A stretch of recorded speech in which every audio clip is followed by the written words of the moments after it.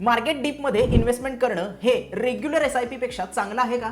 मित्रांनो, जर तुम्ही हो म्हणत असाल तर तुम्ही चूक नाहीये, पण थोडासा डेटा आपण चेक करूया. समजा बीएससी सेन्सेक्स मध्ये प्रीवियस डे क्लोज पेक्षा 2% न मार्केट खाली पडलेलं आहे. आता मार्च 2013 ते मार्च 2023 पर्यंत जर आपण डेटा बघितला तर अशा डिप्स 121 वेळा आल्या होत्या. जर तुम्ही एव्हरी मार्केट डिपला बीएससी सेन्सेक्स मध्ये 500 रुपये जर गुंतवले असते तर तुम्हाला 12.95% एवढे वार्षिक रिटर्न मिळाले असते. मित्रांनो, आता रेग्युलर एसआयपी ची इक्विटी म्युच्युअल फंडची तुलना करूया.